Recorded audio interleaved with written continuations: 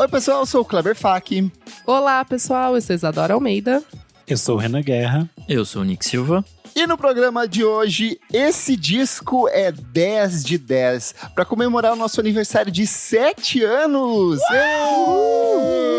A gente montou uma lista aqui de obras perfeitas e ao longo do programa você vai ouvir áudios de ouvintes, de apoiadores, de amigos, de jornalistas, de pessoas que já passaram pelo programa, dando suas dicas de discos que são 10 de 10. Certo, meus amigos? Ah, certo. Não tem jeito. Mas antes o que, Renan Guerra, que só não é 10 de 10, porque é 1000 de 1000. Ô, louco. Ah, que falsidade. Antes você deve seguir a gente nas redes sociais, @podcast VFSM em tudo. Se você acha que a gente é 10 de 10, você tem que avaliar na plataforma de streaming que você está nos ouvindo. Além disso, se você acha que a gente é mais do que 10 e a gente merece o mundo, você pode apoiar no apoia.se/podcast VFSM. A partir de R$5 você tem acesso a vários conteúdos com bastante antecedência, participa do nosso grupo fechado para apoiadores no Telegram e também pode participar das nossas gravações ao vivo. Hoje nós estamos aqui gravando num horário atípico, mas o Rafael Monteiro e a Gabriela Ramos estão com a gente aqui na sala também, conferindo. É isso. Vamos falar sobre música, meus amigos? Bora! Mas antes de falar sobre música, agradecer você que acompanha esse podcast há 7 anos, principalmente você, apoiador, apoiador, e você que doa toda semana, que participa lá do nosso grupo fechado, você que escuta, você que compartilha, você que trabalha em agências e compartilha propostas de trabalho com a gente, são sempre bem-vindas. Então, muito obrigado, eu fico muito feliz de estar aqui por mais um ano com meus amigos gravando esse programa, a gente se diverte toda semana. É a nossa terapia paralela aqui, que não é aprovada pelo Conselho de Medicina, mas a gente insiste. Nossa, sim. Então, só tenho a agradecer, fico feliz demais. Somos o podcast de música mais ouvido do Brasil, a gente pode dizer isso com orgulho. Estamos lá sempre no top 1 do Spotify. Às vezes sai, às vezes volta, mas quase sempre estamos lá. E pensar que em 7 anos muitas coisas, muitos outros programas surgiram, nasceram e morreram, e a gente continua aqui, sem gravar mais em estúdio, gravando em casa, cada um na sua casinha, mas estamos aqui, ainda estamos aqui. Sim. Ai, tá bom, vou falar rapidinho. Não, gente, agradecer aqui a todos os ouvintes. É o relacionamento mais longo que eu tenho na minha vida. Vocês são o relacionamento mais longo que eu tenho na minha vida. É isso, gente, muito feliz. Como o Kleber falou, é realmente uma terapia. Tem dia que eu tô com vontade, sei lá, de chorar e de desistir de tudo. Daí eu entro aqui e vejo a carinha desses 3 e dos madrinhos. E aí eu fico muito feliz. É muito bom porque continua me desenvolvendo, né, como comunicadora e como, sei lá, também no meu trabalho eu acho que ajuda muito profissionalmente. Então agradecer a vocês, meninos, de verdade. Nick, obrigada por ter mandado uma mensagem, uma DM no Facebook e sorte de eu ter visto, porque eu não olhava, tinha 3 anos. A Isa relembra tudo. É porque é surreal, amigo, é porque é surreal. Tipo, eu não olhava o negócio, tinha 3 anos. Aí eu olhei, enfim. Ai, era pra ser, né, meninos? Amo vocês. Eu acho que eu sempre me repito aqui, mas acho que fundamental pra gente existir é a comunidade que a gente criou com os nossos ouvintes. Acho que é isso que nos anima, porque todo mundo sabe que a gente não ganha dinheiro, que a gente faz isso aqui na raça, que apesar de a gente ter essa rede super sólida, ainda assim as marcas nos ignoram e muitos artistas também nos ignoram. Sim. Mas eu acho que o mais importante é que a gente conseguiu construir uma comunidade muito boa com os nossos ouvintes e com os artistas que também acreditam no nosso trabalho. Vocês vão ouvir alguns deles falando hoje aqui também. Então acho que só temos a celebrar esse encontro de todos. Boa. Celebrate good times. A celebration of a life. Eu fico muito feliz de algum dia ter encontrado o Kleber num show e falado: amigo, vamos fazer um podcast? 7 anos depois estamos aqui ainda e... Enfim, foi uma decisão na doida na época, mas foi muito bom, assim, tipo, ter encontrado vocês, ter conhecido Isadora, ter conhecido o Renan no meio desse caminho, ter conhecido a nossa falecida amiga Elô. Foi ótimo. Que Deus a tenha.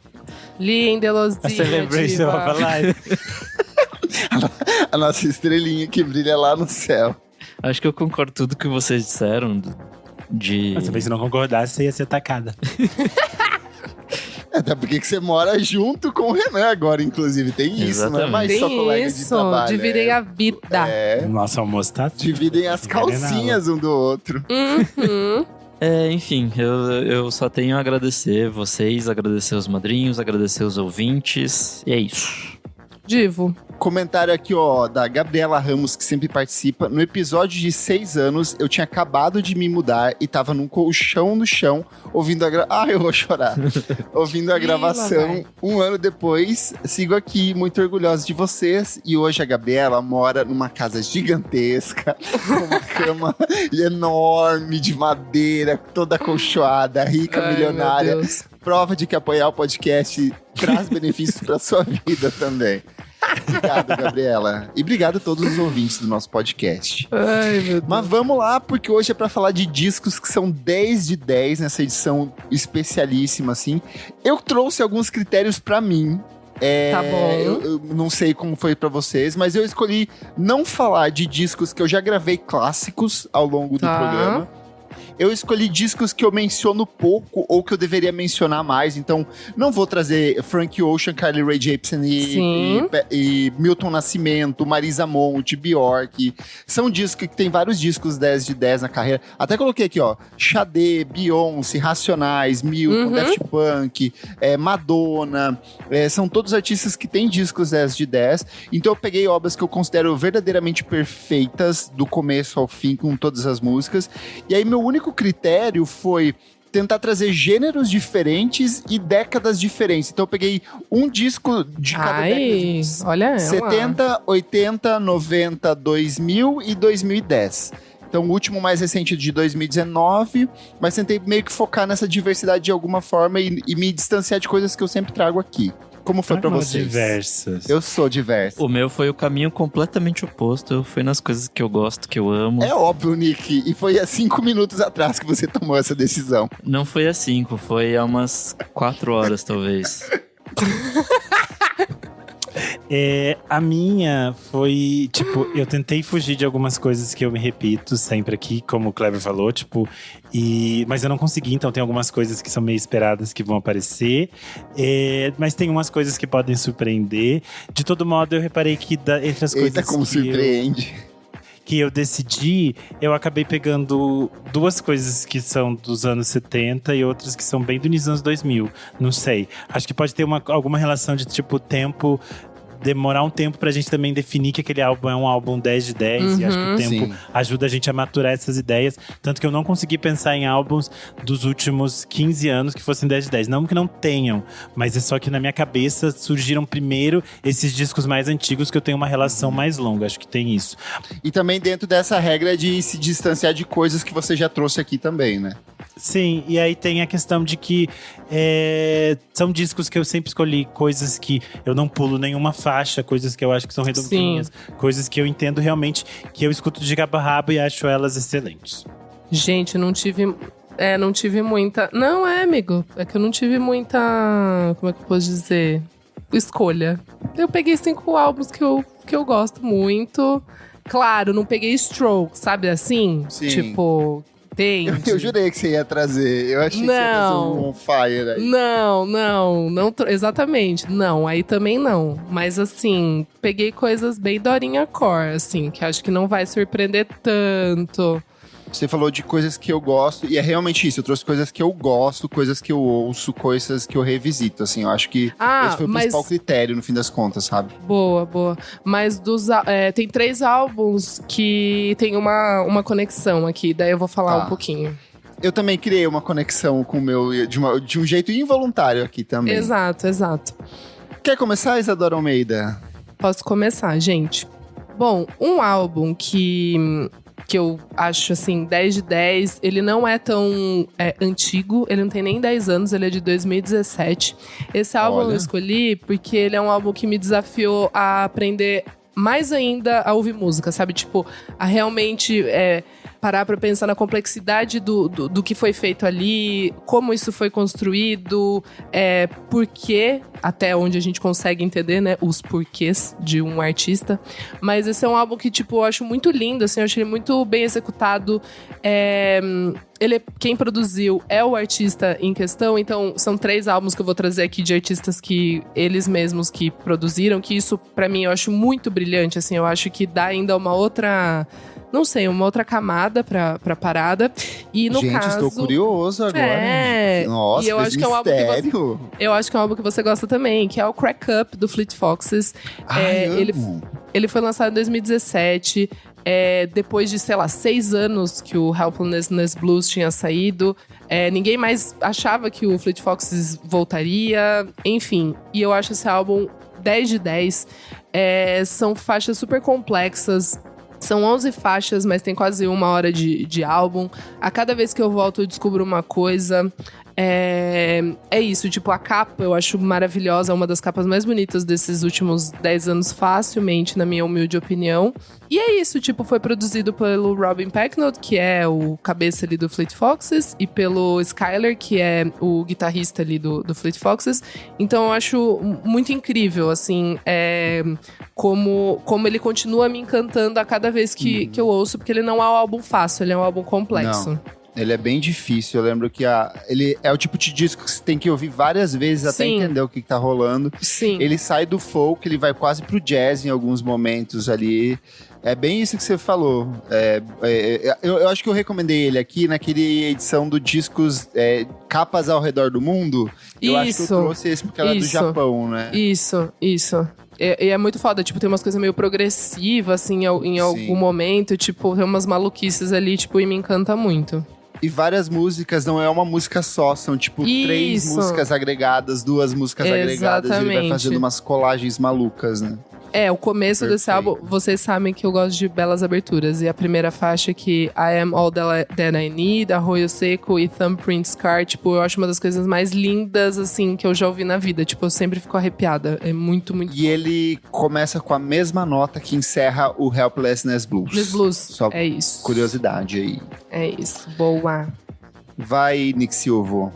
Bom, vou tirar da frente um dos discos que eu mais gostei nos últimos anos, que é Rosalía com El Mal Querer. Tudo! Eu acho realmente um disco 10 de 10. Mudou sua vida, né, Nick? Sim, foi a partir daí que eu comecei a ouvir mais pop, assim, mergulhar nesse ecossistema que era até então novo pra mim. E é isso, assim, acho que Rosalía é um disco que te desafia, mas ao mesmo tempo te recompensa muito, assim. Acho que boa parte dos discos que eu vou trazer aqui é uma coisa de ser inesgotável, assim. Cada vez que você volta, você descobre algo novo ali, você é recompensado com alguma coisa. Quanto mais você se doa, mais você recebe desse disco. E é isso, assim, tipo, letras perfeitas, malucas, a produção é incrível. É isso, assim, acho que é um mergulho num mundo que, pelo menos aqui, assim, no Brasil, ou pelo menos pra mim, foi algo muito novo, assim, de entrar nessa música espanhola, de, enfim, entrar em coisas de produções eletrônicas mais malucas também. Esse disco é maravilhoso. Perfeito. Renan. Bom, eu vou começar com aquilo que é óbvio que se espera de mim, que é alguma grande cantora. Tá aí, bom. no caso, Eu tô ansioso Gal pra Costa. do Renan. Porque eu acho que ela tem… a Gal Costa tem uma raridade que ela tem pra mim 3 discos nota 10 em sequência.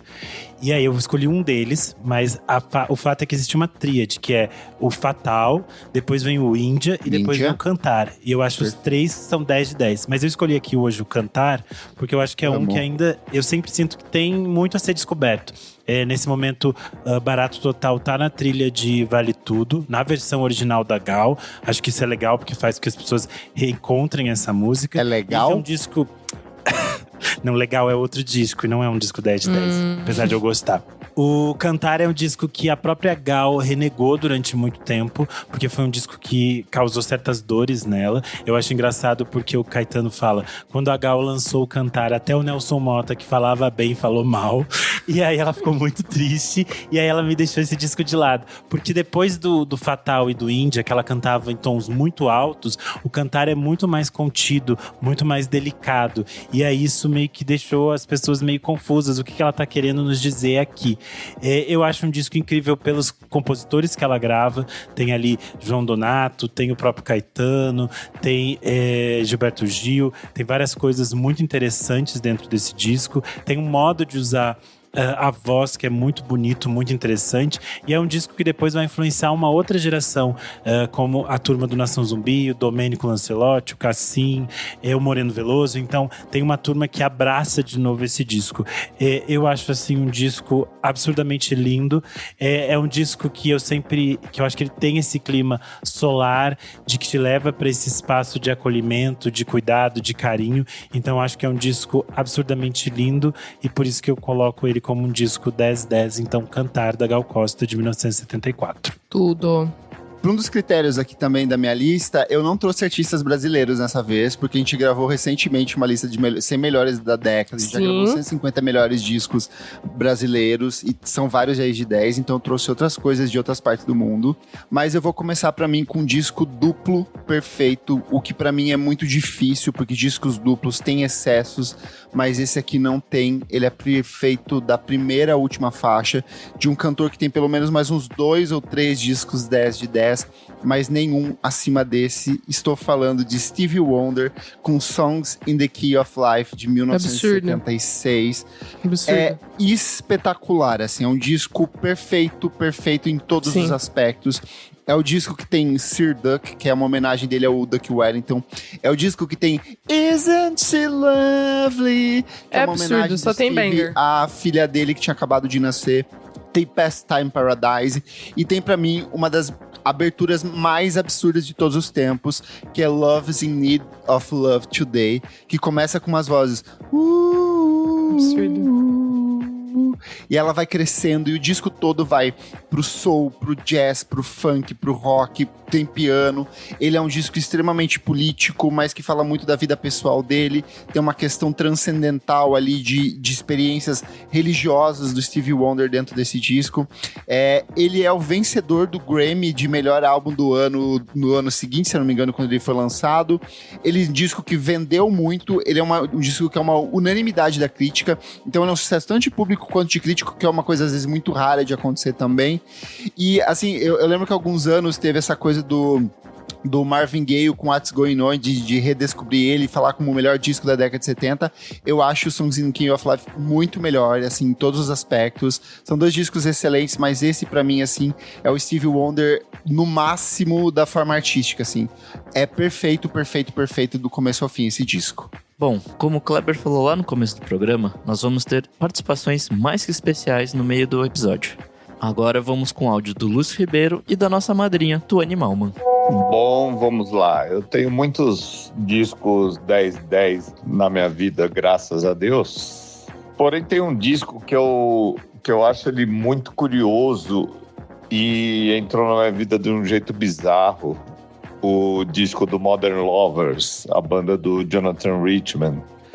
É um disco dos anos 70, que eu conheci, na verdade, porque eu conheci Roadrunner naquele The Great Rock and Roll Swindle dos Sex Pistols, que era um disco meio zoeira, e eles botaram o Roadrunner. Aí eu curti a música com os Pistols, que era o Sid Vicious cantando bem zoado. Aí eu fui refazer o percurso da banda dos Sex Pistols até da onde era o Modern Lovers. Cheguei no Jonathan Richman. E aí, assim, eu fiquei tão apaixonado por esse disco que ele é o único disco do Modern Lovers. O Jonathan Richman era um cara muito difícil.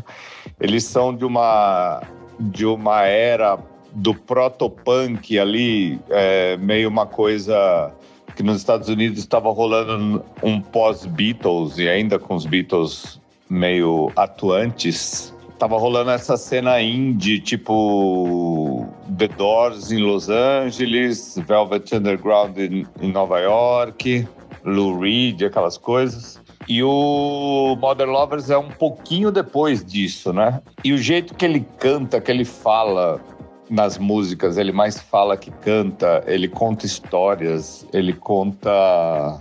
Enfim, me chapou de uma maneira que é um dos poucos discos que eu queria viver. Eles são de Boston, né? E é um dos poucos discos que eu queria ter vivido na era, sabe? Na época. Eles, assim, meio uns pivetes que iam pra Nova York ali, porque Boston é perto de Nova York, pra Factory do Dandy Warhol, sabe? Tipo um pós-Velvet Underground já meio consolidado. Quase a época dos Ramones e do punk mesmo. Enfim, dos discos mais legais da minha vida, assim, com certeza, de cabo a rabo, cada música. O meu álbum 10 de 10 é My Beautiful Dark Twisted Fantasy. Não me cancelem, por favor. Eu escolhi um álbum do Kanye West. Foi muito difícil pra mim fazer essa escolha, mas esse é um dos top 5 álbuns da minha vida. É um álbum que eu escuto, reescuto, e toda vez ele bate de uma forma incrível. Tem músicas que eu preciso parar tudo que eu tô fazendo pra escutar. Runaway, All of the Lights. Pra mim são 2 músicas pop perfeitas. Também foi muito importante para me introduzir a elementos que eu, na época, né, uma jovem indie, menina branca, não tinha conhecimento. Então eu acho que ele tem esse significado também para uma geração. Eu acho que é um dos melhores trabalhos do Kanye, se não é o melhor, eu acho que é. É um 10 na Pitchfork também. Então, embora tudo que ele tenha se tornado, eu acho que a gente precisa sempre olhar para esse álbum e ver ele como uma obra-prima que e tá fazendo 15 anos esse ano. Bom, seguindo aqui, assim, já gravei um clássico sobre esse álbum. Mas é vai, que, amiga. Quando é bom, é bom. E eu também, tipo, seguindo a ideia de que a produção foi do artista. Ai, gente, eu vou ter que trazer, que é Curtis, do Curtis Mayfield, que é o álbum de estreia. Eu acho, assim, completamente absurdo. É um soul psicodélico em alguns momentos. Tem faixas que beiram a, sei lá, trilha da Disney em outros. Tem política, tem romance, tem, sei lá, tipo, muitas coisas sexy, mas ao mesmo tempo que faz pensar. Cara, eu acho muito foda esse álbum. Eu acho realmente 10 de 10, assim. Ele é até considerado lá pela Rolling Stone, aquelas listas que eles fazem lá de 500 álbuns, blá, blá, blá. Ele tá nessa lista. A capa, de novo, eu acho, tipo, absurdíssima. A Lorde tentou ali fazer uma graça, eu acho, mas não conseguiu. Começa com Don't Worry If There's a Hell Below, We Are Going to Go, que é, tipo, absurdo, tipo um começo perfeito de álbum.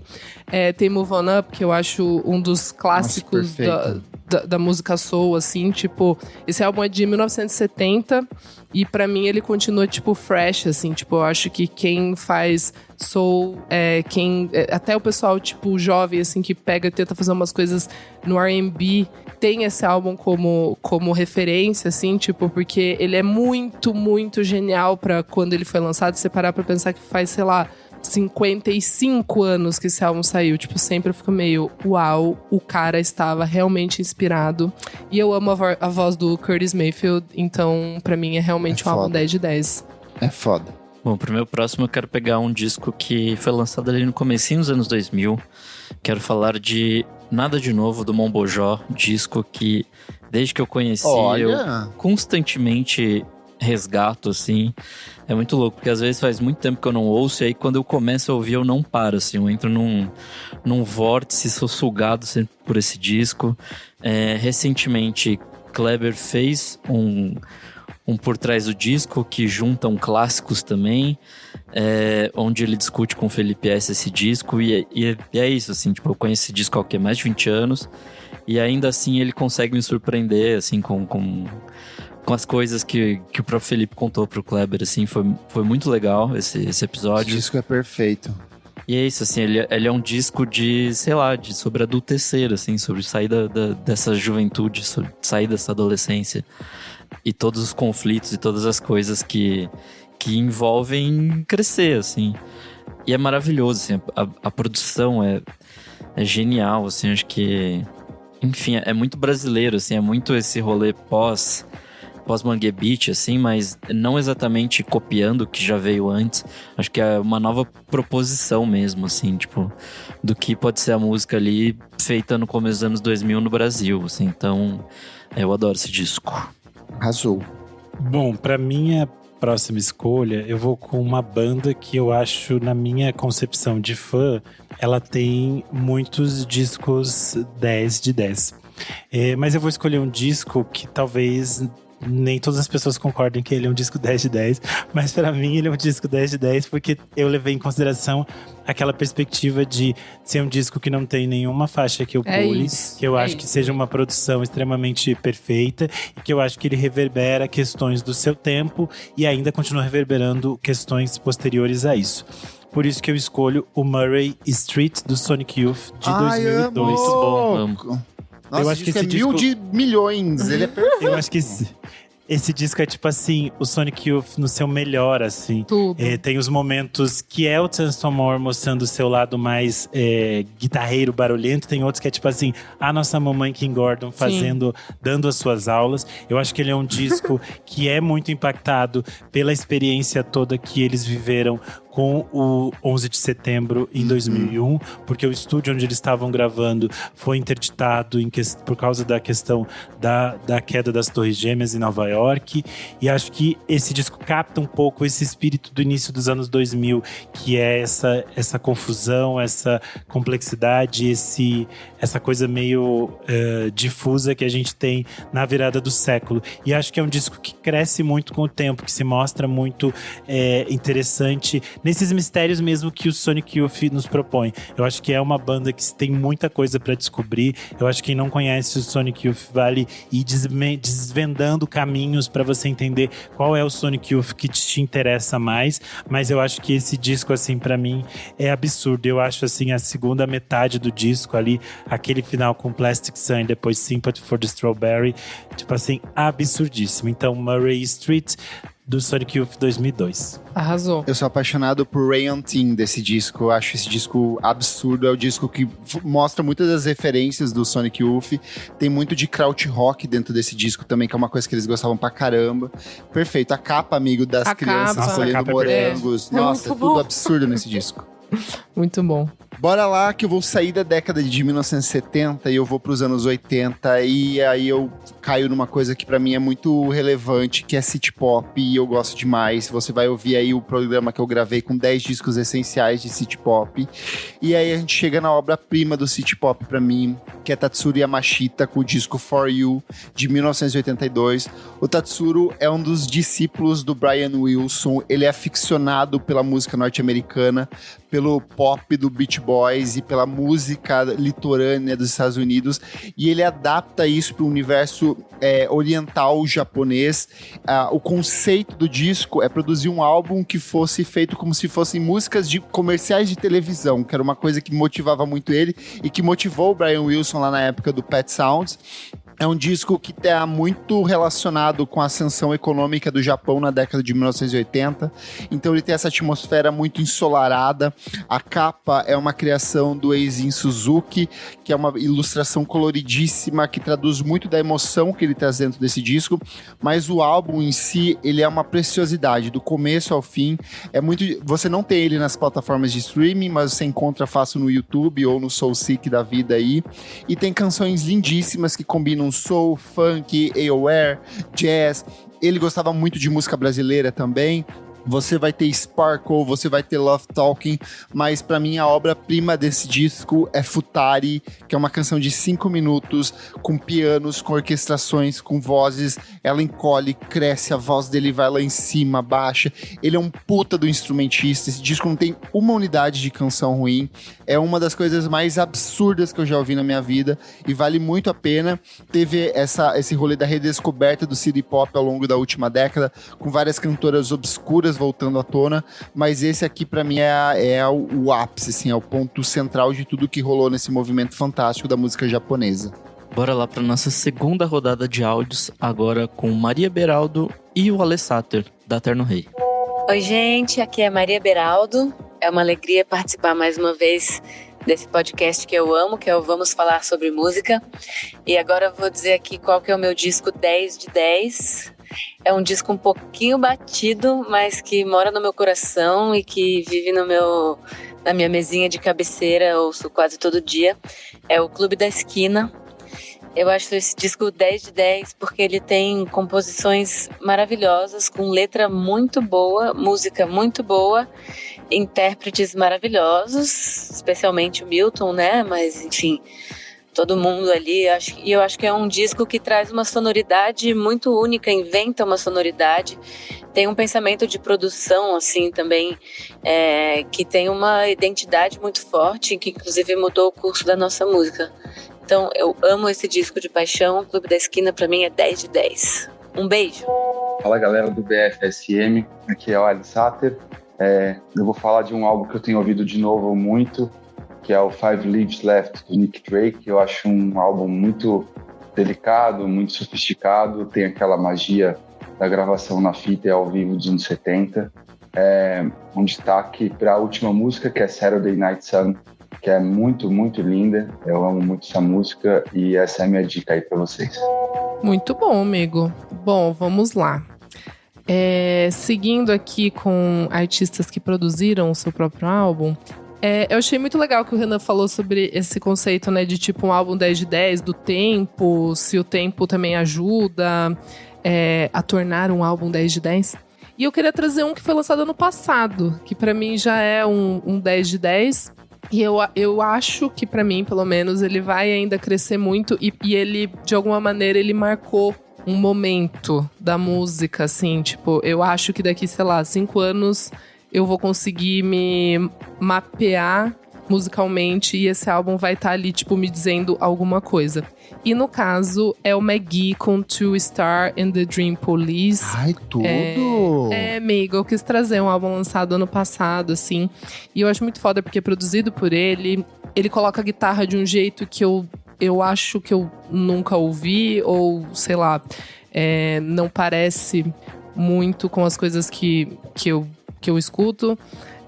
Ele consegue colocar a guitarra ali como uma protagonista de um jeito muito interessante. Eu gosto do conceito do álbum, que tem uma coisa bem... Ele é soft, assim, tipo, ele tem uma delicadeza e uma...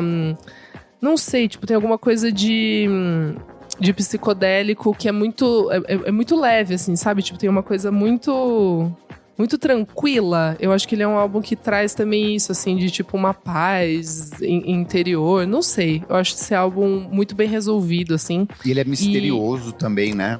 Não tem. E eu acho que a capa diz muito, assim, parece realmente uma floresta no final do dia, assim, sabe? Tipo, tem como se tivesse uma névoa, assim, tipo, tem alguma coisa ali que você não consegue muito decifrar. Eu gosto muito desse álbum, ele me coloca num mundo dele, sabe? Tipo, ele realmente me puxa pro que o McGee, né, o Michael Gordon, ele quis criar. Tem produção também do Dijon, que eu gosto muito. Já falei aqui várias vezes do álbum dele, o Absolutely, que eu gosto muito. Eu acho que ele é meio renegado, enfim. Mas é isso. Are You Looking Up? Eu acho belíssima. Candy, Alexis mesmo, que tipo deu uma viralizada. Eu gosto muito de que a juventude esteja ouvindo o McGee. A juventude é ótimo. É isso, gente. Você, jovem, aliste-se no exército e ouça McGee. Dream Police estará com você. Eu vou ser muito óbvio na minha próxima, mas eu tenho que falar de Jorge Benjor com a Tauba Esmeralda. Sabia! Não tem como, esse é um dos discos da minha vida, um disco gravado em 74. É a saída ali do Jorge de sua fase samba rock. Ele vai para campos ainda mais experimentais, ainda mais malucos, ainda mais lisérgicos. E é engraçado que, né, é um disco sobre alquimia e tudo mais, mas ao mesmo tempo tem todos os rolês de santo, dessa coisa bem brasileira ao mesmo tempo, essa coisa bem sincrética que sempre foi uma marca do Jorge Ben. Acho que, enfim, esse disco é um marco, assim, dos anos 70. Ele dialoga com muita coisa que tem ali na época, mas ao mesmo tempo vai para um campo que acho que é só dele, assim. Esse disco é muito único, eu não consigo ver esse tipo de musicalidade em outras coisas que foram lançadas ali. E é isso, Jorge é Jorge, é fudido, tem muita música boa. Já falei milhões de vezes e vou repetir, o nome da minha cachorrinha vem de uma música desse disco, então assim, é maravilhoso. E você não disse a coisa mais importante desse disco, né? Que ele vai ser papai. Quem vai ser papai? Menina Mulher da Preta. Versão icônica das Sublimes, com o próprio Jorge Ben. Eu também serei óbvio na minha próxima escolha, porque eu preciso ser sincera a mim mesma. E esse é um disco que basicamente eu escuto no mínimo uma vez ao mês, há no mínimo, sei lá, uns 10 anos. É um disco muito importante pra mim. Eu acho que ele cresceu ainda mais depois que eu passei a morar em São Paulo, porque eu acho que é um disco que fala sobre a experiência de você tentar se encontrar no mundo, especialmente nas grandes cidades. E eu estou falando de Stories from the City e Stories from the Sea, da PJ Harvey. Moderna. Amo. Que urbana. Eu sou uma menina de São Paulo. Isso não dá. Mesmo não Não sendo dá. São Paulo. Com a bolsinha Eu acho embaixo aqui, ó. Eu acho que, de novo, aquilo que eu falei, tem essa experiência de ser um disco ali da virada do século. Falar sobre essas perspectivas da gente estar tentando se encontrar nesse novo século que nasce. E que é uma questão que acho que se só aumentou pós-pandemia. A gente quer entender quem a gente é e o nosso lugar no mundo a partir de diferentes perspectivas. E aí tem essas perspectivas de ser o trabalho nos consumindo, a gente tentando achar alegria e felicidade em outras coisas do dia a dia, a gente tentando achar um lugar que a gente entenda como a nossa casa, como o nosso espaço no mundo. Eu acho que ela fala sobre todas essas coisas no disco, que é um disco que ela fez estando em Nova York. Ela é uma artista londrina. Acho que isso é muito interessante, esse olhar de você ser o outro numa cidade que não é sua. Acho que por isso que é um disco que cresceu muito quando eu mudei pra São Paulo. É um disco que, tipo assim, milhões de frases dele se repetem constantemente na minha cabeça. Tem o ensaio de capa que é icônico, tem os clipes que são icônicos, e eu acho que tem uma sonoridade que é foda pra caralho. Eu fiquei falando aqui de, tipo, das coisas teóricas, digamos assim, sobre a poesia do disco, mas eu acho que enquanto som, são músicas que entendem o rock, mas eles também é muito acessível, assim. Então acho que é um disco muito, muito foda. Stories from the City, Stories from the Sea, do ano 2000, da PJ Harvey. Lacrou.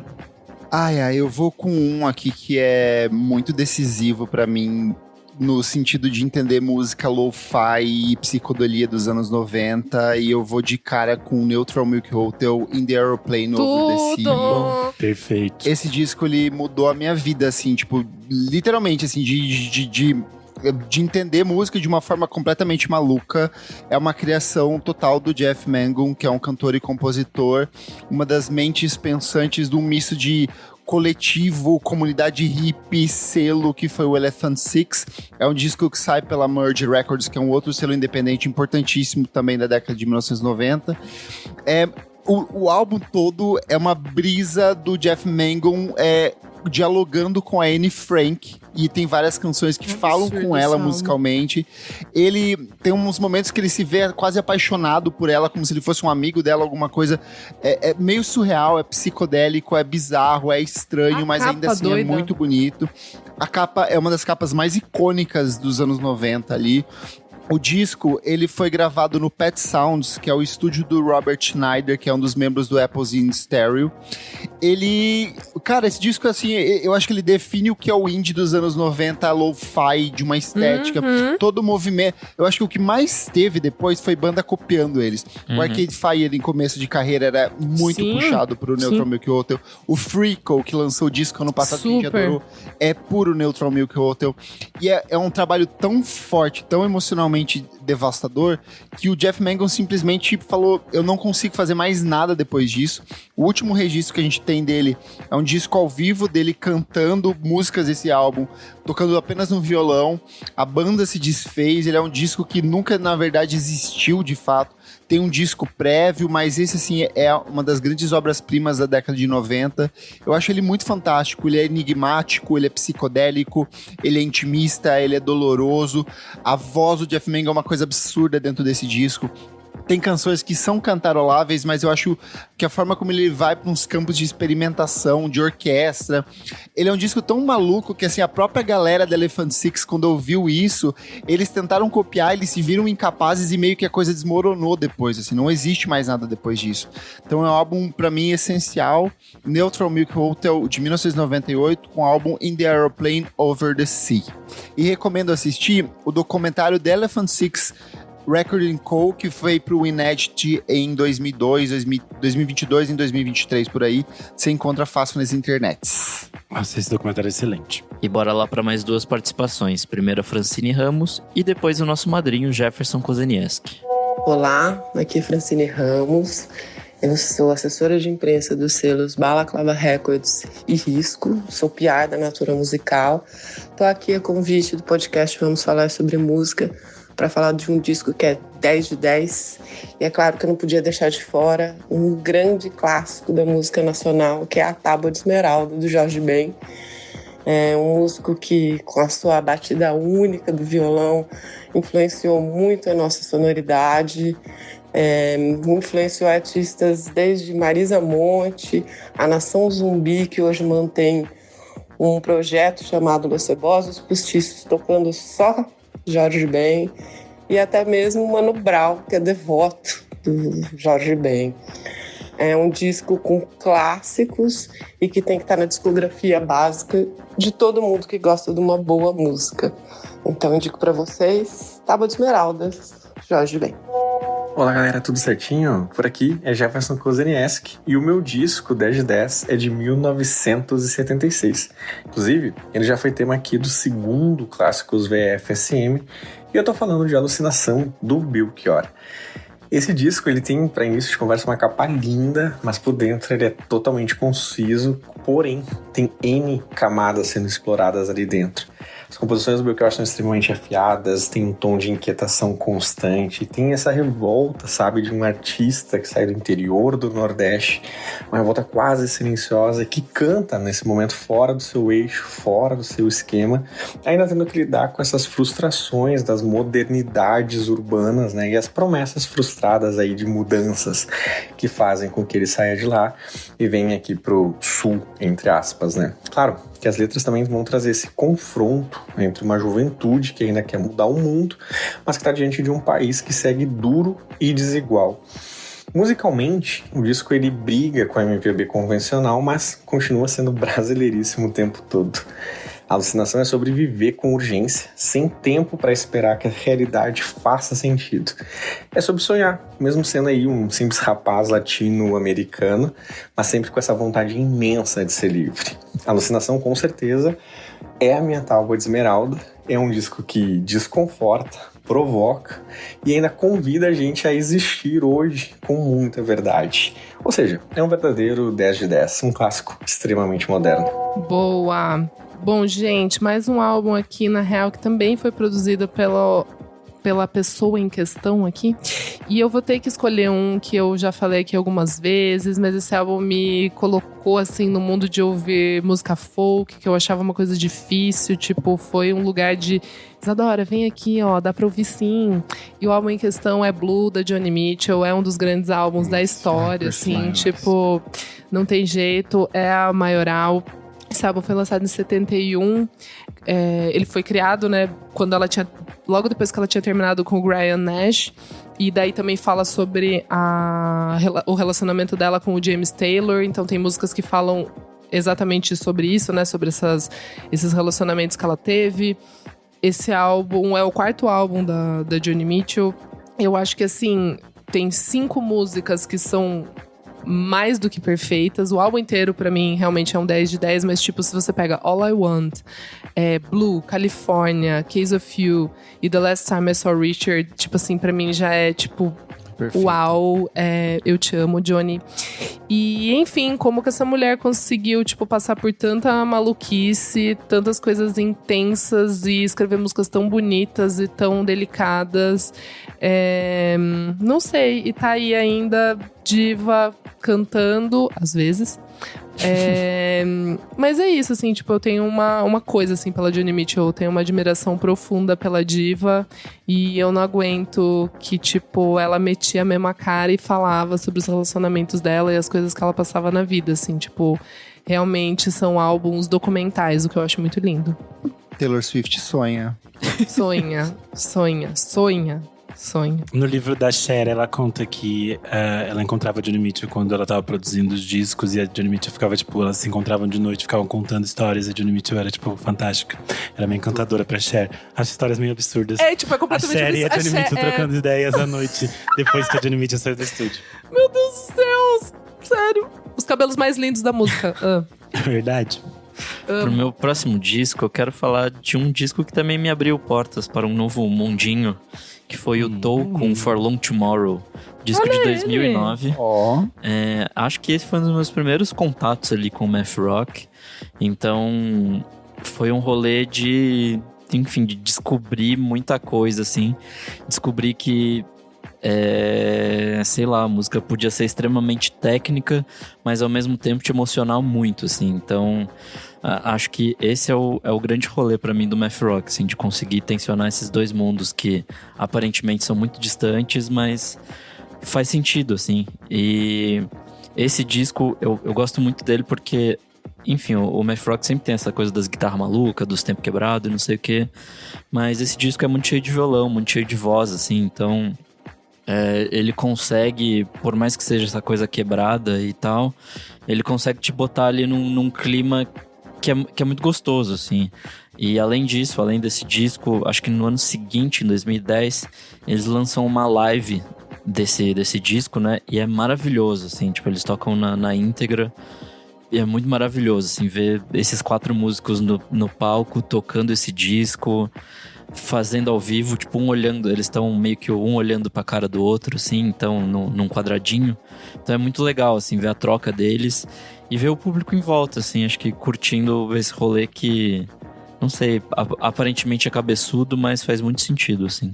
Chique. Tudo. Bom, a minha próxima escolha foi bem difícil, porque eu amo muito essa mulher. E eu fiquei pensando qual disco dela eu ia escolher, porque eu queria uma coisa diferente, que é uma artista que as pessoas sabem que eu gosto, mas nem sempre eu falo tanto dela quanto a minha cabeça pensa nela, que é a Julieta Venegas. E eu escolhi o disco Si, de 2003, porque eu acho que é um disco tipo turning point na carreira dela. O disco Si é o terceiro disco que ela lança, de 2003, e é o disco que meio que vira o estouro dela mainstream, assim. É um disco que vendeu 3,5 milhões de cópias no mundo. Caramba. Ele foi o disco ganhador do prêmio do Grammy Latino de melhor disco de rock de 2004. Ele foi indicado ao Grammy geral como melhor disco alternativo de rock em 2005. Acho que é um espaço importante, considerando que é um disco todo cantado em espanhol. E é o disco que faz ela ser conhecida por muita gente. É o disco que tem os singles Andar Comigo, Lento, Algo Está Cambiando. Eu acho que forma uma duplinha muito maravilhosa com o disco que ela vai lançar em 2006, que é o Limón y Sal. Acho que os dois são muito interessantes dessa perspectiva da Julieta Venegas conseguir casar o universo do rock alternativo latino e todas essas referências que ela traz com uma musicalidade pop, que aí vai conversar com outras referências. Então é muito interessante como às vezes você vê nas faixas dela que tem uma referência ao Café Tacuba, na mesma medida que vai ter uma referência a Marisa Monte. Então todas essas coisas estão casadas ali. Eu acho que a Julieta Venegas tem uma perspectiva de conseguir enxergar a música pop latina com uma universalidade muito interessante. Eu acho que isso fez ela circular pelo mundo todo e fez ela ser descoberta por várias pessoas. Então, eu gosto muito de Si, de 2003, da Julieta Venegas. Perfeito. Mi gente latino. Já passei pelos anos 70, já passei pelos 80, 90 e chego nos anos 2000. E aí é a década que mudou a minha vida, porque onde eu passei eu vi música enquanto ela estava acontecendo. E aí eu fiquei pensando muito no que eu deveria trazer pra cá. E eu resolvi trazer um disco que incorpora o indie com a música eletrônica, que são as duas coisas que mais me abasteceram nessa época. E eu não poderia não deixar de falar dele, porque é o maior de todos, LCD Sound System com Sound of Silver. Nossa. De 2007. Esse disco, assim, é surreal. A capa dele eu acho elegante, toda a produção é elegante, produção do James Murphy. É um disco que tem todo mundo. Tem o nerd, tem a trans, tem a oriental, tem os héteros, todos se encontram desse disco. Ele foi gravado no Longview Farm Studio em North Brookfield, em Massachusetts, que é um estúdio numa fazenda. O Murphy, ele revestia tudo com papel alumínio para tentar captar essa atmosfera metálica para dentro desse disco. E ao mesmo tempo que ele é um trabalho muito voltado para eletrônica, ele é um disco muito emocional, tem várias canções muito marcantes. Tem New York, I Love You, But You Bring Me Down. Você vai ter Someone Great, que é uma das canções mais lindas que eu já ouvi na minha vida. E você tem a obra-prima do James Murphy, que é All My Friend, que pra mim é a canção perfeita da pista. Sim. É uma música de 7 minutos, que tem todas as emoções de você envelhecer, de você reencontrar os seus amigos, a melancolia da vida adulta. Ele sacaneia o estadunidense no North American Scum.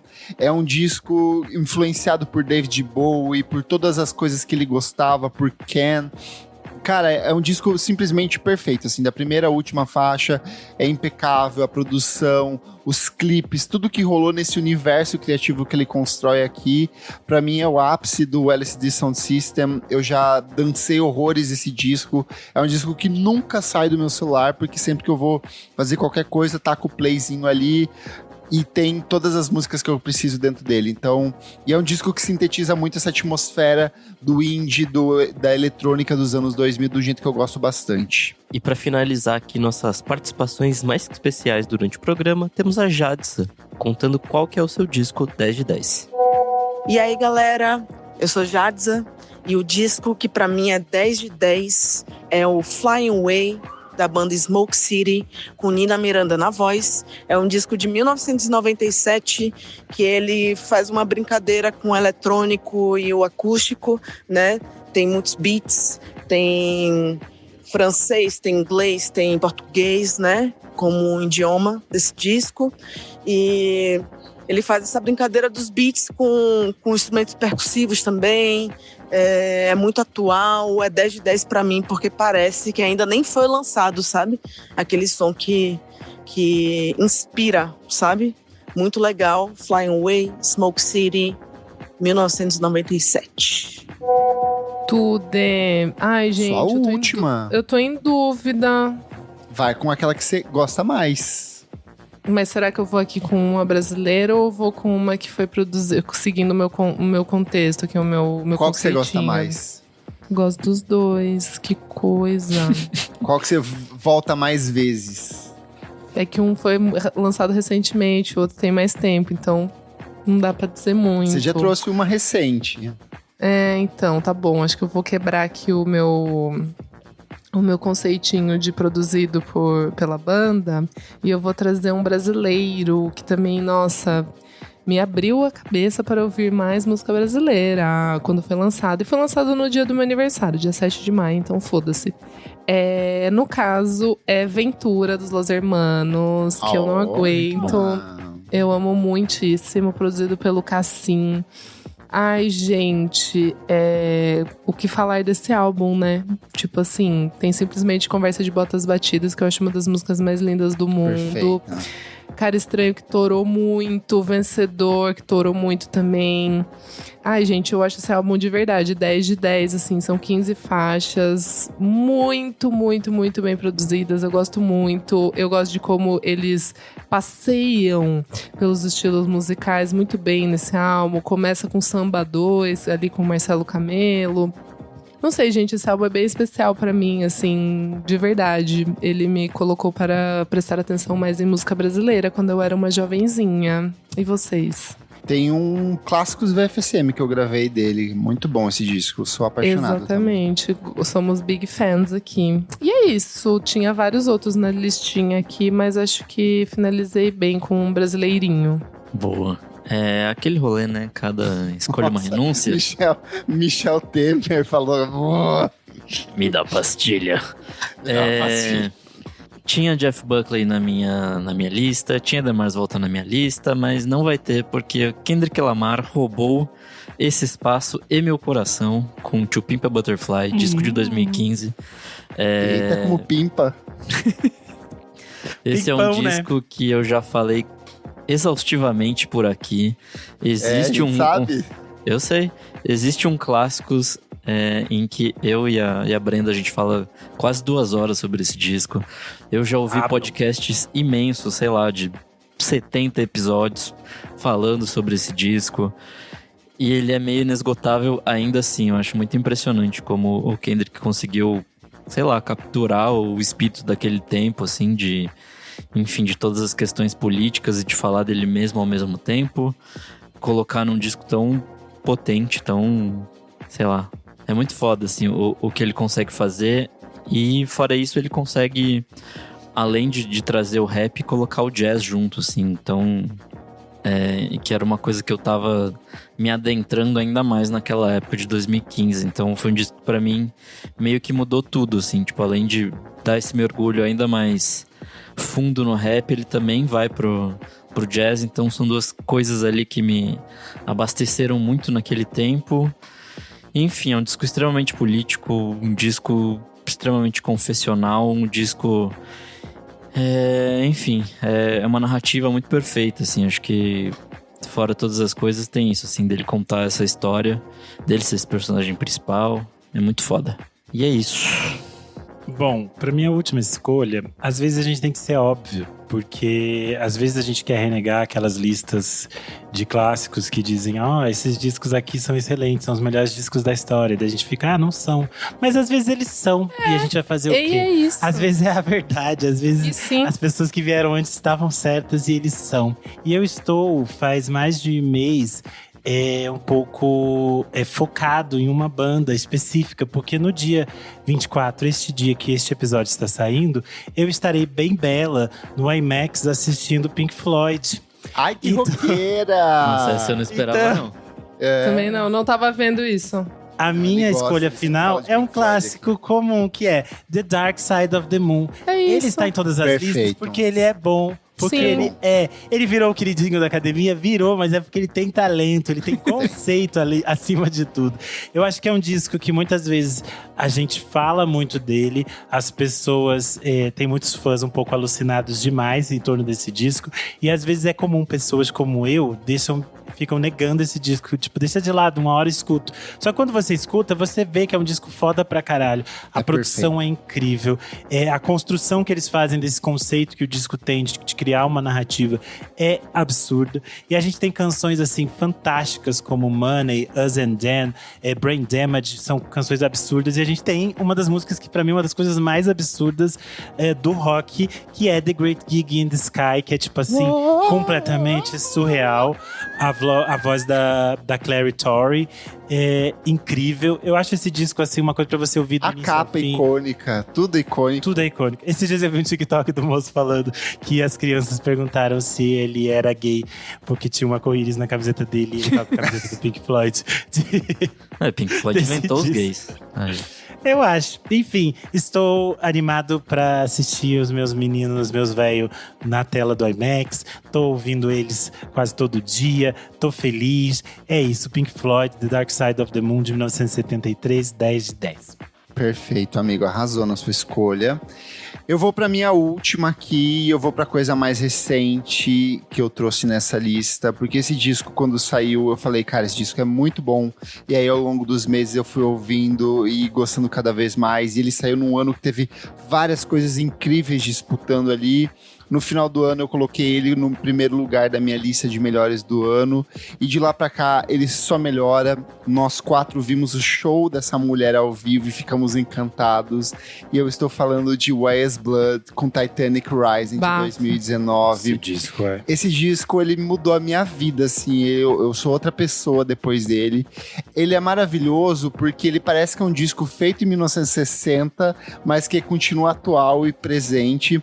E todos os discos que eu trouxe aqui, de alguma forma, eles acenam para a obra do Brian Wilson e para o Pet Sounds e para o Beach Boys, que são coisas que são muito fundamentais para mim. Mas esse aqui é surreal. Natalie Marin, grande nome por trás do Weyes Blood, fez esse disco que tem esse olhar para a década de 60, mas que é muito atual nas suas temáticas, ele é muito existencialista, discute a questão do tempo como elemento central dentro desse álbum, e tem algumas das melhores canções dela, como A Lot's Gonna Change, Every Day, Andromeda, e principalmente a mais linda desse disco, Movies, que é uma música que ela fala sobre o quanto ela se relaciona com os personagens que estão na tela do cinema, e ela fala, eu amo os filmes e como eu me identifico nisso, mas ela lá no final da canção... ela ainda fez uma projeção que era dolorosa. Eu chorei muito nessa parte. Exato. E no final dessa música, depois que ela fala o quanto ela gosta das histórias do cinema, o quanto ela vive por aquela criação fictícia e maravilhosa, ela canta: eu quero estar no meu próprio filme, eu quero ser a minha própria estrela, e você é a sua própria estrela. Cara, ela criou um quarto e afundou esse quarto pra fazer a capa desse disco. Essa capa é uma das capas mais bonitas que a gente tem. É absurda essa capa. O making off é surreal, perfeito. assim, o making off perfeito. Ela se entregou muito, assim. Esse é o primeiro de uma série de 3 discos onde ela discute as questões sentimentais e existenciais que habitam no interior dela.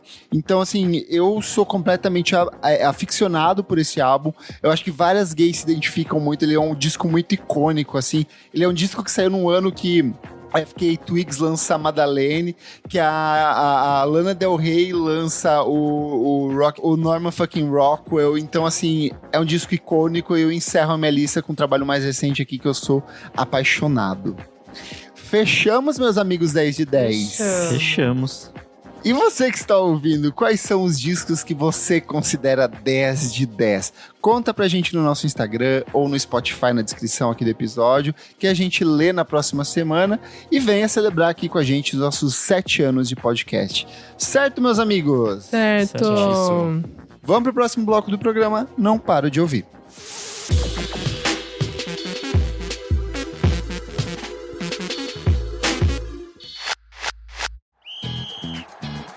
Hilton brings you new ways to stay, with experiences that let you capture the glory days. Introducing the Graduate Hotels. Each inspired by local college towns, these stays are always original and never boring. Get in touch with traditions all across the country and enjoy a stay that's a class above the rest. Book at Graduate Hotels with Hilton Honors Points at Hilton.com. It's a win-win. Hilton, for the stay. Segundo bloco do programa Não Paro de Ouvir. Nick Silva, o que é esse bloco? Nesse bloco a gente dá dicas de coisas recentes que a gente não para de ouvir. E o que você recentemente não para de ouvir? Eu tenho uma dica aqui que eu não esperava. Assim, eu estava zapeando pelo seu site, pelo qual você foi demitido há pouco tempo, Música Instantânea, que falou mal da Katy Perry. E aí Beijo, Kit Kats. E aí vi lá a música nova da Kacey Musgraves e fui de play. Falei, vamos ver qual é. 21 minutos. Muito boa! E que música maravilhosa. Puta que pariu. Linda. Sounds from the Heart of the Woods. É uma música instrumental, então acho que foi por isso que eu gostei tanto. Mas além de ter ali ela dedilhando um violão maravilhosamente, entra alguns ruídos de tipo de meio natureza, assim. Parece aqueles canto de pássaro, né? Parece aqueles discos. Ela é bem meditativa. Natureza, alguma coisa, assim. Foi lançado no Dia da Terra, então tem essa pira aí. Mas é uma música realmente muito boa, assim. Quando ela tocar essa em Jaguariúna, vai deixar a galera na loucura. A galera vai surtar com o violãozinho, os cantos de pássaro. Nossa, eu achei muito boa mesmo, assim, tipo... minha próxima diquinha aqui é uma bandinha de Singapura que eu descobri essa semana. Chama Subsonic Eye. Pra quem gosta de Always, esse indie rock mais guitarreiro, assim, vai que é legal. Eles lançaram uma música chamada Aku Semas. O Kleber vai deixar tudo linkadinho pra vocês, então se vocês gostarem, vocês vão lá, que vai estar tudo linkado. É uma banda que foi assinada pela Top Shelf Records. E pra esse novo disco, né, que vai chamar Singapore Dreaming, vai ser lançado em junho. Eu fiquei bem interessado, assim, é bem isso, assim, é meio dreamy, meio roqueirinho. Gostei bastante da banda e ficar de olho nas próximas coisas que eles vão lançar. E alguns disquinhos que eu fui ouvindo ao longo da semana. O primeiro é o Salt, com 10, ou 10, 10º disco deles. esse coletivo britânico que antigamente era muito misterioso, agora a gente já sabe como eles operam e tudo mais. Já não é nada misterioso. Então, o Influ conduzindo a galera ali e tal. Mas esse disco eu achei muito bonito, assim, acho que ele é mais funk R&B do que o jazz que eles tinham nos outros discos, assim. Esses arranjos lindíssimos, é uma coisa meio, sei lá, anos 70, 80, assim, é muito classudo. É muito bonito, assim. Vai pra um caminho bem diferente do disco que eles lançaram no ano passado, que foi o Acts of Faith, que era uma coisa bem mais, sei lá, gospel em algum lugar. Nesse eles vão pra outro rolê, assim. Gostei bastante. E mais 2 disquinhos aqui, discos ao vivo. O Chet Pile com Live at Roadrun, gravado em 2023. Eles fizeram esse show na Holanda e gravaram. É muito bom, assim, tipo... Tem essa brutalidade da banda, essa mistura de noise rock com sludge metal. Mas, ao mesmo tempo, tipo, eles são, sei lá, são meio palhaços no palco, assim. Então, tem esses momentos de leveza, ao mesmo tempo que as músicas em si são muito brutais. Basicamente, esse show tem bastante coisa do God's Country, que é o disco que eles lançaram em 2022. Tem pouca... Acho que não tem nada, na real, do disco que eles lançaram no ano passado. Não. Mas, enfim, é muito legal, assim, muito, muito interessante. E outro disquinho ao vivo aqui é Adrian Lenker com Live at Revolution Hall. Muito bom. Muito bom. É um disco gigantesco, são 2 horas de disco, assim, são 43 faixas. Mas acho que é esse rolê que você pode ouvir no picado, assim, porque basicamente vai ao longo de toda a carreira dela, assim, tem coisas bem recentes, mas tem coisas que ficaram bem lá pra trás da carreira dela, tem coisas que ela nunca lançou. 5 músicas inéditas, música do Big Thief, eu achei bom demais. Tem várias interferências do público, e aí tem uma captação bem lo-fi em alguns momentos, eu achei excelente, assim. Então, é uma coisa bem intimista, né? Tem coisa que, de fato, sei lá, parece que alguém gravou um vídeo na plateia e deu pra ela subir, Sim. assim. Já outras, assim, é muito bem captado, tipo, tá tudo muito no seu ouvido, assim, é muito bonito o jeito que é feito, assim, e tem hora que, sei lá, na mesma música... começa uma gravação bosta e fica límpido o som, assim, é bem divertido, assim, acho que te põe numa sensação de ver um show da Adrian Lenker, já que ela possivelmente nunca virá pro Brasil, então o mais próximo que chegaremos é isso. Calma, não desista, um dia ela vem. E você, amigo Kleber? Começar pelos singles, grande lançamento da semana pra mim é a volta da menina Lorde com What Was That? Novo single dela, primeira música do que talvez deve ser o 4º álbum de estúdio dela em carreira solo. Adorei o clipe, adorei a estética, adorei a sonoridade. Produção do Dan Nigro e do Gene Mistek, que vem trabalhando com muita gente, de Olivia Rodrigo a Bon Iver. Adorei o clipe, adorei toda a movimentação, muito bom de ver a Lorde de volta. Tem vários acenos ali para produção do melodrama, então tô compradíssimo. Tá na hora de enterrar de vez o Solar Power e viver essa nova era Mask dela. Já estou com a minha camisetinha branca, meu molho de chaves na cintura, estou andando que nem um cracudo maluco pelas ruas de São Paulo ouvindo essa música. Então, se você me vir, saiba que sim, sou eu. Seguindo aqui, ó, para os lançamentos nacionais, Marrakech vai lançar o primeiro álbum de estúdio cantado inteiramente em português. E eles lançaram uma música no final do ano passado que a gente recomendou. E agora eles voltam com Brincos, é o segundo single desse novo álbum que sai em breve pela Balaclava Records. Uma mistura de um indie rock gostoso com pitadas de hardcore. Gostei demais, gostei da letra, gostei da produção, gostei da sonoridade e sigo ansioso para esse novo álbum.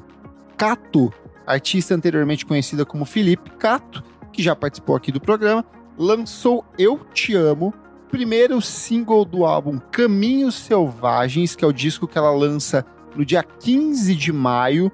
É o primeiro álbum de inéditas dela em 8 anos. A música tem produção assinada pelo Fábio Pianzowski, que trabalhou com ela no Beleza São Coisas Acesas por Dentro, e o Jojo Inácio. Música inédita, não é versão para música da Gal Costa, é outra coisa, mas é a Cato mais uma vez se entregando de corpo e alma em estúdio, então tá muito bom. E fechando nos singles, é a volta do Fernando Mota, cantor e compositor indie mineiro que eu gosto bastante aqui. Ele lançou Espelho, que é a primeira música do novo álbum em carreira solo que ele lança. O último foi o excelente Ensaio para Destruir, que ele lançou em 2021. E ele voltou agora com essa música que é totalmente dream pop, shoegazer, com vocal submerso, bons ruídos. E a produção é assinada pelo Thiago Klein, que é um dos músicos que já esteve envolvido com o Quarto Negro e trabalha bastante com a Peles. Então tá um som bem interessante do menino Fernando Mota, ansioso pro que vem aí. Começar aqui com o lançamento da semana pra mim, Vera Fischer era Clubber, com o álbum Veras 1. A gente veio falando dos singles que saíram nos últimos meses. Eles lançaram Fantasmas, depois lançaram A Gata Agora, músicas deliciosíssimas, e o disco cresce muito. Trabalho que chega pela Palatava Records, aquela mistura de new wave, synth punk, dark wave, post-punk, vários acenos para outros artistas brasileiros da cena carioca dos anos 80 ali. Eu estou obcecado pela música Ina, porque conta a história das amigas Coca e Ina. E tem a música chamada Lolo Love You, que é sobre usar loló. E como alguma ouvinte do nosso podcast comentou no grupo dos apoiadores, esse disco dá muita vontade de usar droga depois que você ouve ele. Então, jovens, cuidado para não se viciar em Vera Fischer era Clubber com Veras 1. Jambu, banda amazonense que a gente gosta bastante, lançou o segundo álbum de estúdio, Manaueiro. É o primeiro álbum de inéditas deles desde o Tudo é Muito Distante, que é um disco que a gente recomendou aqui lá em 2023. Sai agora para um selo maior, que é a Deck Disc. Mesmo capricho, vai para outras direções criativas, com reggae, com outros elementos de música brasileira. Tem uma capa um pouco duvidosa, mas a atmosfera do disco ela é muito gostosa, então eu gostei demais. E, por último, no lançamento nacional, Stephanie, rapper das antigas da cena brasileira, com mais de 20 anos de carreira, lançou só agora o primeiro álbum de estúdio, Ban Me. O trabalho tem produção do Daniel Ganjamin e do Grow. O disco ainda tem participação de Emicida, Rashid, Rodrigo G, Lued Luna, Rincon Sapiência, Mamundi e Jonathan Fé. Eu acho que escancara aí uma coisa muito clara, que é a dificuldade de acesso de mulheres pretas do rap para conseguir lançar seus trabalhos. É uma artista de longuíssima data, que já trabalhou com muita gente foda e que só agora está conseguindo lançar o seu primeiro álbum. Excelente, recomendo demais. Ela fez parte do Rimas e Melodias, que era aquele projeto que tinha um monte de rappers foda, mas esse é o primeiro álbum de estúdio dela em carreira solo. Indo para os internacionais, saiu finalmente o novo álbum do NASA, que é um artista que eu venho comentando nas últimas semanas, Demilitarized, disco que chega pelo Hyperdub, eletrônica tortíssima, experimentações, texturas, camadas, leva para um sentido político, ele usa elementos inspirados na obra do Ghost in the Shell, então um disco bem interessante. Seguindo no campo da eletrônica, DJ Run com Undertangled Silence, disco que mescla techno, IDM, ambient, com piano, lembram muito as coisas do Forte das antigas. Quem gosta de Floating Points vai de cabeça nesse disco, que tá um dos grandes lançamentos de música eletrônica desse ano. E para fechar, Maria Somerville com Luster, primeiro disco de inéditas dela desde o All My People de 2019. Disco de dream pop, mas com os elementos de trip hop, de pop atmosférico. Bem viajandão, muito trabalho bom. Nossa, lindo, lindo, lindo, assim, eu tava meio que cagando pros singles, aí saiu na sexta-feira, eu botei na lista, eu botei pra tocar e eu fiquei, assim, embasbacada, muito bem produzido, muito bem tocado, tudo feito por ela, assim. Então, quem gosta de Beach House, mas quem gosta muito de Dream Pop dos anos 90, quem gosta de Maze Star, quem gosta de Portishead, que ela tem alguns elementos de trip hop também, pode botar pra tocar esse disco que tá sensacional. Bom, o Renan não esteve aqui de corpo presente, mas deixou um recadinho pra gente com suas dicas da semana também. Fala aí, Renan. Bom, vamos lá. As minhas dicas hoje são dois discos para as minhas LGBTQIA+, e também para os aliados. Primeiro, Vera Fischer era Clubber. A gente já vinha falando do Vera Fischer era Clubber por aqui já faz um tempo. É uma banda que eu e o Kleber tínhamos gostado muito dos singles que tinham sido lançados. E agora eles lançaram o disco Veras 1, que é o disco de estreia dessa banda carioca. Eu acho super interessante que eles têm uma conexão com diversos sons. Eu acho que tem ali ecos do No Porn, tem muito do Cansei de Ser Sexy, tem toda essa coisa do Electroclash dos anos 2000, como o Gossip, Vive La Fête, todas essas coisas que existiam no início dos anos 2000. Mas também tem muita coisa que vem do punk, que vem da música pop atual, que vem dessas coisas estranhas que a gente tem hoje em dia. Então acho que é um liquidificador de referências. Só que é muito interessante porque é tudo com esse sotaque carioca, esse clima meio final de noite na Lapa. Eu acho que tem uma energia muito interessante. Então eu gostei demais do disco. Acho que além do fato de Vera Fischer Era Clubber ser um dos melhores nomes de banda deste ano, mas eu tô muito encantado. Eu pude assistir o show deles recentemente aqui em São Paulo, no Bar Alto, e foi assim um show absurdo. Então quem puder assistir, tente ver, que é muito divertido. Acho que eles crescem muito no palco, mas é interessante como o disco também reverbera todas as referências e todas essas tensões que eles propõem.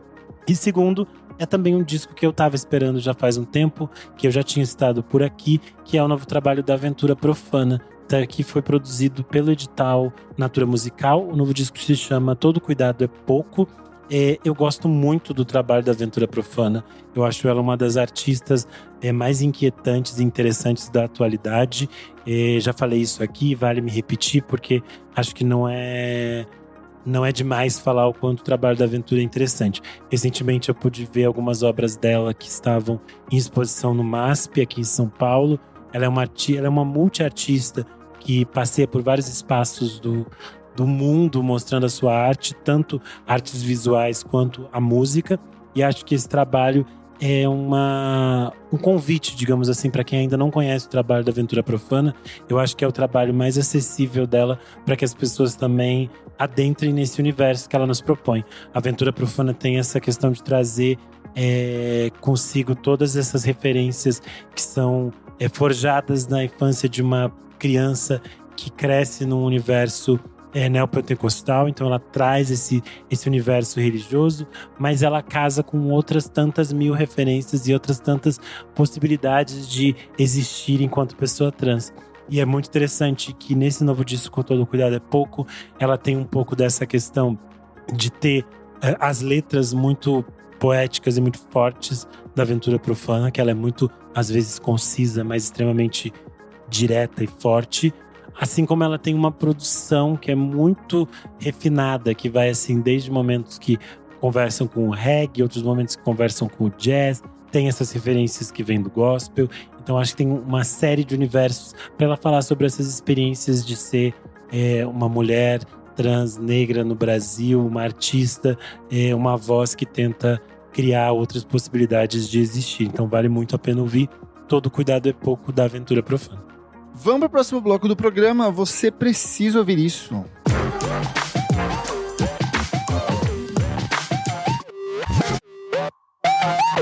Chegamos ao nosso terceiro e último bloco. Você precisa ouvir isso.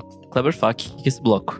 Esse bloco é qualquer coisa, dicas atemporálicas, qualquer coisa que a gente tá lendo, vendo, consumindo, comendo, curtindo, metendo, botando pra dentro, a gente traz aqui pra vocês. Ô, louco, o que você traz então? Eu finalmente fui ver Avenida Paulista, da Consolação ao Paraíso, que o Renan já recomendou aqui.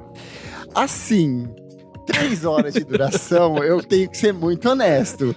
É muito legal de assistir, é muito bonito, é muito impactante, mas chega um momento que eu comecei a dar aquela riada na cadeira e eu tinha virado a noite discotecando, então eu comecei a sentir um peso ali, mas assim, é tudo tão lindo que eu não consegui levantar, mesmo com a bexiga estourando, mesmo com sede da ressaca ali. É uma peça linda, linda, linda, linda. É um retrato sobre a cidade de São Paulo e seus múltiplos aspectos.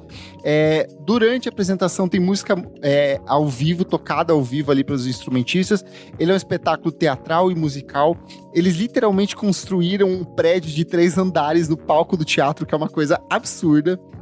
Eu consegui reconhecer o Talim e o Negro Léo em alguns momentos ali da peça, mas tinha outros artistas que participam também, então vale ficar de olho ali. Produção musical da Maria Beraldo, direção do Felipe Hirsch. E, cara, a cena em que chove no palco é uma das coisas mais lindas que eu já vi na minha vida. Eu fiquei assim, meu Deus, o que está acontecendo? Isso é real, isso é água de verdade, assim. Eu quase fiz aquelas senhoras que levantam da plateia e vai lá botar a mão pra ver se é de verdade, assim. Lindo, lindo, lindo, lindo, vale muito a pena. Aproveita que, se não me engano, vai até o final de maio no Teatro do SESI. É de graça. Eu reservei ingresso, mas eu vi que dava pra chegar tranquilo, assim, tava lotado, mas quem quiser chegar na sorte ali da última hora, consegue, assim, assistir. E aí eu vou dar uma dica pra vocês. Depois da cena da chuva, a cena seguinte não é legal. Aí você aproveita pra ir no banheiro e fazer seu xixizinho e tomar sua água se você quiser. Mas, emocionado por essa relação com a cidade de São Paulo, eu decidi rever um dos meus filmes nacionais favoritos, talvez seja o meu filme brasileiro favorito de todos os tempos, que é São Paulo Sociedade Anônima, de 1965, do Luiz Sérgio Persson, sim, o pai da Marina Persson, que já participou aqui do podcast. Cara, é um dos melhores filmes já feitos sobre a cidade de São Paulo, de maneira geral, assim. Ele tá na Globoplay. A gente já comentou em alguns momentos sobre ele aqui, mas eu vou trazer a sinopse para vocês, porque a história acontece num momento de euforia desenvolvimentista provocada pela instalação das indústrias automobilísticas estrangeiras no Brasil no final dos anos 50. Conta a história de Carlos, personagem interpretado pelo Valmor Chagas, um jovem de classe média paulistana que ingressa numa grande empresa. Logo depois, ele aceita um cargo numa fábrica de autopeças, da qual torna-se gerente e cujo patrão é sonegador de impostos e tem várias amantes. A certa altura, ele é um chefe de família que trabalha muito, ganha muito bem e vive insatisfeito. Sem um projeto de vida ou perspectiva para mudar a condição que rejeita, só lhe resta fugir. Cara, é um filme atualizadíssimo, assim, ele continua dialogando muito com a cidade de São Paulo atual, dessa relação de ser uma cidade que te oferece oportunidades, mas que ela te suga em outros aspectos. Você tem ainda a participação da Eva Vilma, que tá lindíssima, tem Darlene Glória, tem Otelo Zeloni. Eu gosto muito de ver ele sob uma perspectiva de horror, da cidade de São Paulo como esse monstro, e o final do filme é exatamente sobre isso, de você tentar escapar dessa cidade, e a cidade sempre acaba chegando até você. Muito bom, muito bem filmado, muito bem dirigido. É uma pena que o Persson tenha falecido tão novo. Ele morreu, se não me engano, ele tinha 40 anos quando ele morreu, assim. Então eu acho que era um diretor que poderia ter um impacto ainda cultural muito grande no Brasil. E seguindo nesse espírito cinematográfico, eu acabei vendo outro filme que também está na Globoplay, só que com a perspectiva do Rio de Janeiro, porque eu vi o Rio, Zona Norte, de 1957, trabalho do Nelson Pereira dos Santos, que é o diretor também do Vidas Secas, que é o filme mais triste e desgraçado de todos os tempos, que eu amo também de paixão. E eu não tinha assistido e fiquei encantado com esse filme, é maravilhoso. O filme conta a história do humilde e talentoso compositor de sambas Espírito da Luz, que é interpretado pelo grande Otelo, e ele tenta vender suas músicas e fazer sucesso no Brasil, mas parece que o destino o afasta continuamente de seu sonho. Nos últimos tempos, Espírito luta para ouvir seus sambas gravados e interpretados por grandes artistas, mas acaba sendo enganado por oportunistas, como seu parceiro Maurício, e se vê preso nos esquemas da indústria fonográfica. Filme atualíssimo, assim, tipo, muito, muito atual ainda hoje. E eu acho que o grande elemento da narrativa o filme começa com esse personagem caindo dos trilhos do trem e tendo um traumatismo craniano. E aí a gente vai vendo meio que as histórias dele a partir desses flashbacks, enquanto ele vai meio que desfalecendo ao longo do filme. Muito, muito bom. Além dele, a gente tem Paulo Goulart, Jesse Valadão, Ângela Maria, e quem assina a trilha sonora é o Zequete, que também participa do filme. Caralho.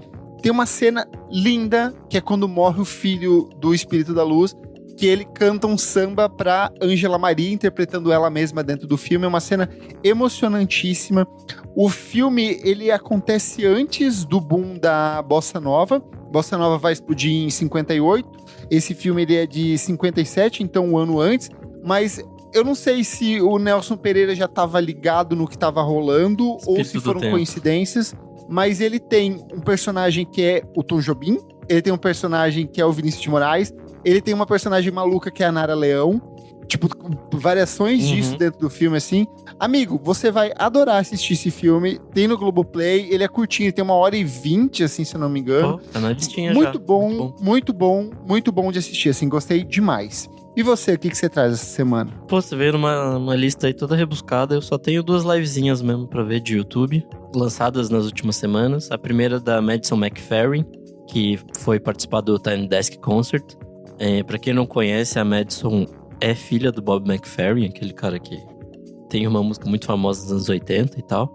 Ela vai para um campo do R&B, do jazz e tal, tem umas coisas bem interessantes que eu já cheguei a trazer aqui em 7 anos de podcast, então ela tem coisas bem legais aí lançadas nos últimos tempos.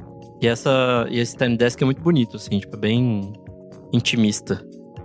E a minha próxima diquinha aqui é o La Imperatriz, que foi na KXP, fazer um showzinho, sei lá, de uma meia hora, assim, é bem legal. É aquele indie francês meio dançante, assim, acho que pra quem gosta dessa coisa mais neo-soul, vale a pena, assim, é bem divertido. E é isso. E o Renan tá de volta aqui pra dar a dica dele, a qual eu faço coro, porque é realmente muito boa. A minha dica esta semana é a estreia de Homem com H, do Esmir Filho, filme cinebiográfico do Ney Matogrosso. A gente sempre fica com o pé atrás quando a gente pensa em cinebiografia musical, porque isso se tornou um filão aqui no cinema brasileiro. A gente tem algumas que são muito boas, outras que são medianas, e a gente tem algumas que são execráveis, então a gente sempre fica meio assim. Ainda mais quando a gente pensa numa figura como o Ney Matogrosso, que é uma figura tão importante, tão relevante culturalmente, e uma figura queer extremamente interessante, então a gente ficava com esse receio. O Esmir Filho tem uma carreira extremamente rica no cinema, ele é um diretor muito interessante, e é curioso porque ele vinha de alguns cinemas que às vezes eram mais experimentais, e é curioso que ele traz pro filme uma formatação bastante até caretinha, assim, que segue cronologicamente a vida do Ney. Mas é tão interessante que o Ney é um personagem tão rico que essa escolha de o filme ser cronológico e seguir uma linha temporal é a melhor escolha, porque a própria história do Ney já é tão mirabolante, tão vibrante e cheia de nuances, que isso não precisava de nenhum outro subterfúgio. E acho que nisso a surpresa é o Jesuíta Barbosa, porque ele sempre foi um grande ator, sei lá, desde a estreia dele, desde as atuações dele em Tatuagem, em outros projetos, que ele sempre mostrou uma versatilidade muito ampla.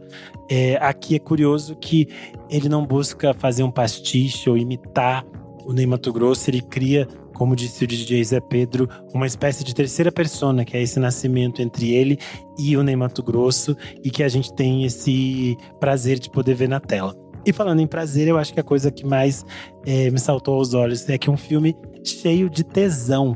Chega de filmes caretas, chega, a gente quer sexo na tela, chega, não queremos saber mais de puritanismo. E não dá pra fazer um filme do Ney Matogrosso tirando o sexo. Então, é bunda, é pentelho, é lambida no sovaco, é tudo de homem, é mulher pelada, é beijação de língua, é sexo, é droga, é ferveção. Porque acho que não dá pra você falar sobre o desbunde, sobre os anos 70, os anos 80 e ignorar isso.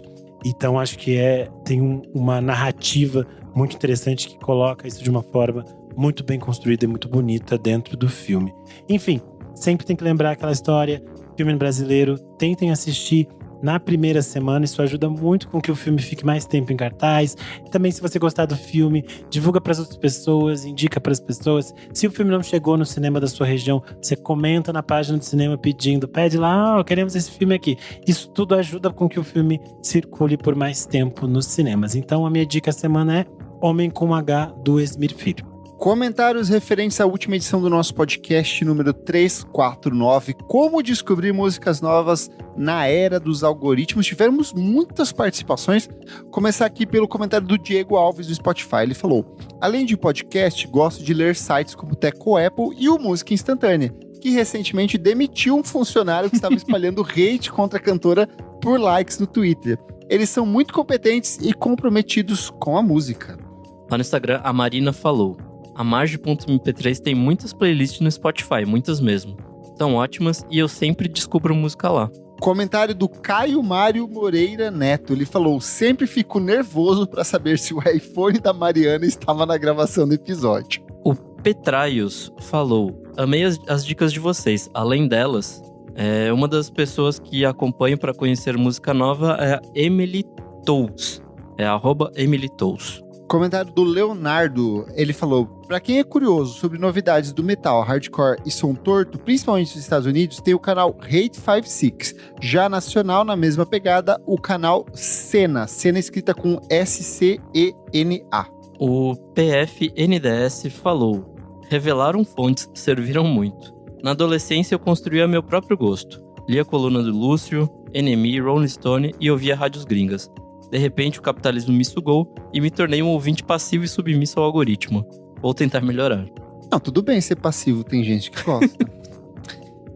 Comentário da Smokey. Ela falou: como alguém que é formada e já trabalhou em rádio, pra mim essa é a melhor forma de descobrir coisas novas sem tanta influência do algoritmo, já que alguns programas se baseiam no que tá bombando. O Rádio Garden é ótimo. Acho que o Nick deveria dar mais uma chance. Outra forma que eu gosto muito de usar para descobrir música é pesquisar soundtrack de filmes /séries. Uso o site Tunifind, que eu recomendei há algumas semanas, que normalmente tem tudo isso listado bonitinho. Pô, o Vinícius, nosso madrinho, falou: excelentes dicas. Eu desde adolescente sou um usuário assíduo do Rachel Music. Vale a pena dar uma olhada, principalmente nas listas de charts por gênero musical. Dá pra achar muita coisa legal por lá.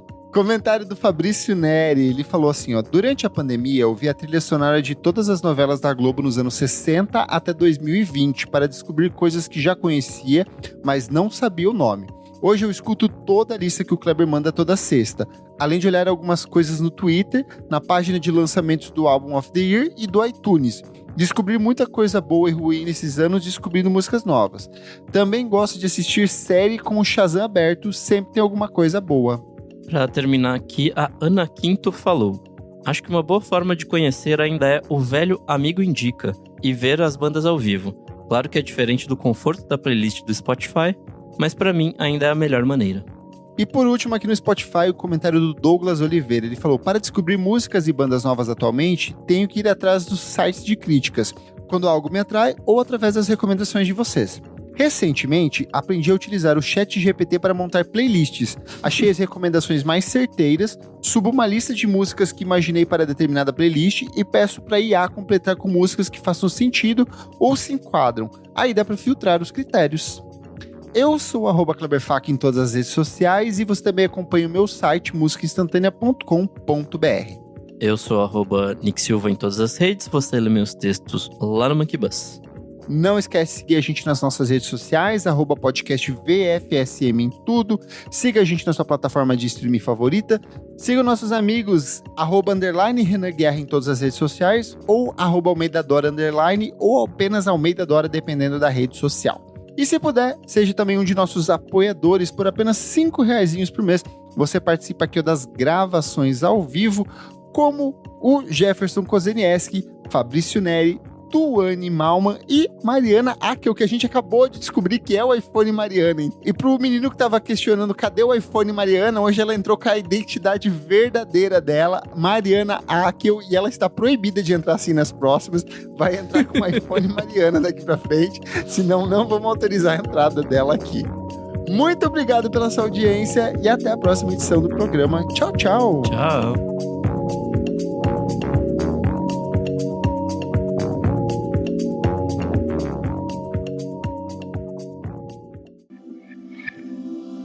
Esse podcast foi editado por Nick Silva.